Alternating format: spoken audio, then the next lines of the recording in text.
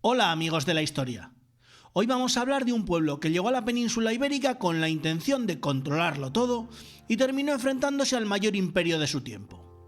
Hablamos de los cartagineses en Hispania. Su llegada cambió para siempre el destino de la región y su enfrentamiento con Roma fue el principio del fin de su civilización. Pero ¿cómo llegaron hasta aquí? ¿Qué hicieron en la península y cómo fueron derrotados? Hoy te lo contamos todo en detalle. Para entender qué hacían los cartagineses en Hispania, primero hay que saber quiénes eran. Cartago era una ciudad-estado fundada por los fenicios en el siglo IX a.C., en la actual Túnez. Con el tiempo, dejó de depender de Tiro y se convirtió en la gran potencia del Mediterráneo occidental. Mientras los fenicios habían sido comerciantes pacíficos, Cartago tenía otra mentalidad. Eran expansionistas y militares. Su objetivo no era solo comerciar, sino controlar territorios para explotar sus recursos. Y la península ibérica, con sus minas de oro y plata, se convirtió en un objetivo clave. Desde su fundación, Cartago dependió en gran medida de su flota y su comercio marítimo.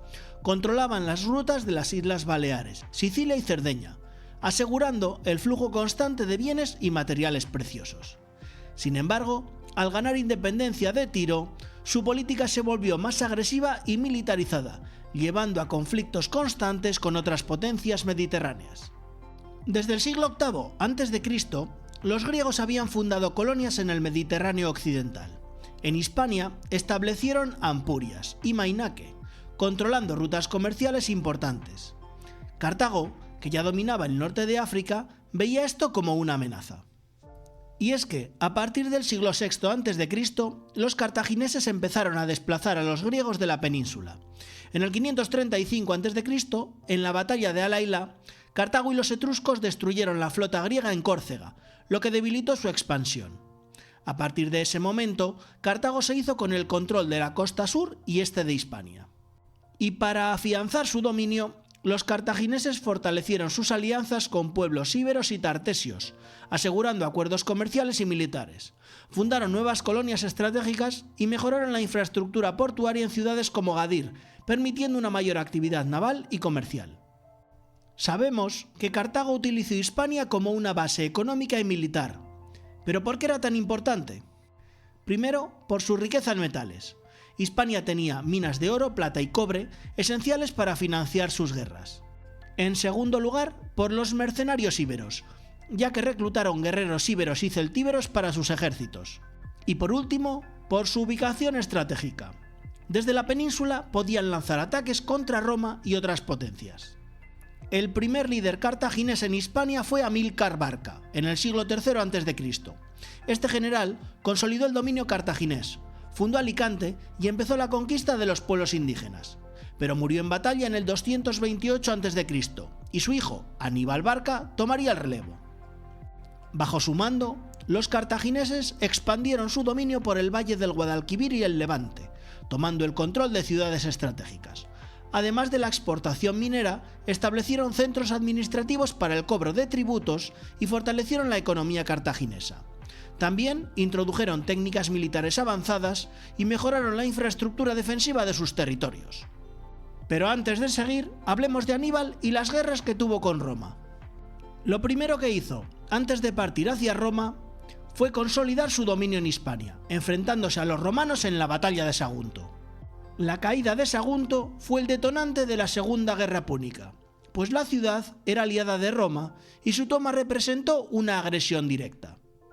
Después, desde Cartagena, Aníbal organizó una campaña audaz y temeraria, la invasión de Italia. Poco tiempo después, en el 218 a.C., cruzó los Alpes con su ejército y sus elefantes, pillando por sorpresa a los romanos. Durante más de 15 años los derrotó una y otra vez en batallas legendarias como Canas, donde destruyó a un ejército romano el doble de grande que el suyo. Pero mientras Aníbal guerreaba en Italia, Roma contraatacó en Hispania. Un joven general, Publio Cornelio Escipión, llevó la guerra a la península y en el 209 a.C. tomó Cartago Nova, la actual Cartagena, el centro de poder cartaginés en Hispania. Tras esta derrota, el control cartaginés en la península empezó a derrumbarse. Pero antes de la caída definitiva de los cartagineses en Hispania, hay muchos detalles interesantes sobre su dominio en la región que vale la pena destacar. El primero es sobre los elefantes de Aníbal.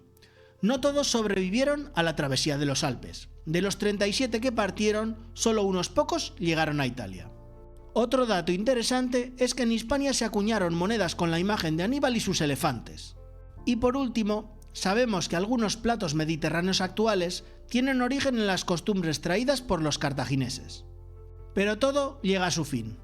Y es que la derrota más decisiva llegó en el 202 a.C., en la batalla de Zama, en el norte de África.